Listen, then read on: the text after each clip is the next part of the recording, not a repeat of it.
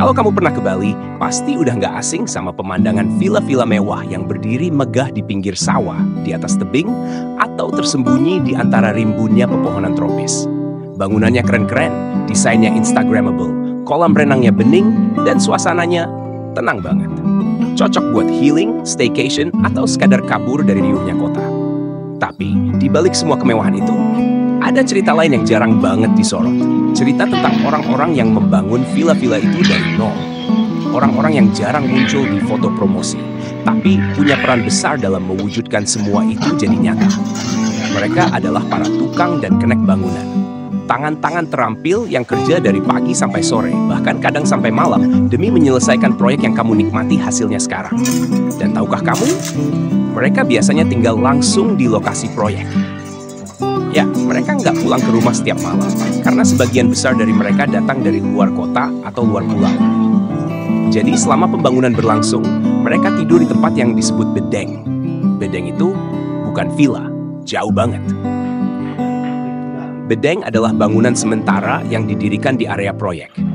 Dindingnya dari triplek, atapnya seng, lantainya kadang cuma tanah padat atau papan seadanya.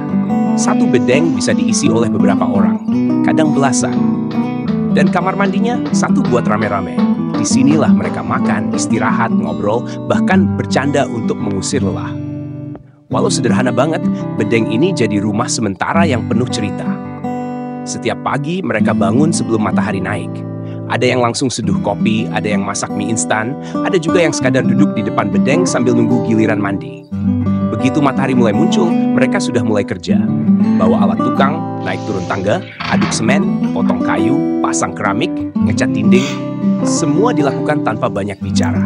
Mereka fokus, karena waktu adalah uang. Bali mungkin dikenal sebagai Pulau Dewata, penuh senyuman dan ketenangan. Tapi di balik villa-villa cantik yang jadi tempat berlibur itu, suasana proyek kadang jauh dari tenang.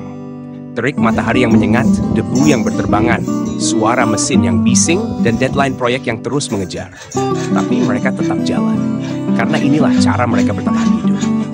Dan saat kamu lagi rebahan di kasur empuk villa, mungkin kamu gak sadar kalau di tempat yang sama. Dulu pernah berdiri bedeng kecil tempat mereka tidur. Tempat mereka menghabiskan berbulan-bulan waktu demi mewujudkan mimpi orang lain. Ironis ya, mereka membangun villa-villa indah yang gak pernah bisa mereka tempati. Mereka membentuk taman tropis, menyusun batu alam, mengukir kayu, memastikan setiap sudut terlihat rapi dan nyaman. Tapi setelah semua selesai, mereka pindah. Nggak ada jejak yang ditinggalkan, kecuali hasil kerja mereka. Proyek selesai, bedeng dibongkar. Mereka lanjut ke proyek lain, bedeng baru dibangun lagi. Hidup berpindah-pindah dari satu lokasi ke lokasi berikutnya. Nggak ada kantor tetap, nggak ada gaji bulanan. Tapi yang mereka punya adalah keahlian, tenaga, dan mental baja. Di sela-sela kerja, kadang mereka hibur diri. Masak rame-rame, dengerin musik dari HP kecil, atau sekadar duduk diam di depan bedeng menikmati sore. Momen sederhana yang mungkin nggak pernah muncul di katalog properti mewah. Tapi justru dari kesederhanaan itu, kita bisa lihat ketulusan.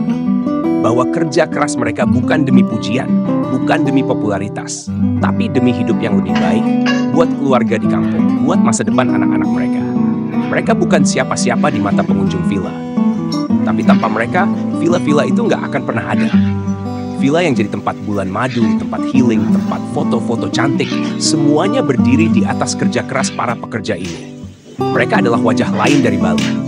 Wajah yang nggak muncul di brosur wisata. Tapi justru mereka yang membentuk keindahan itu dari dasar.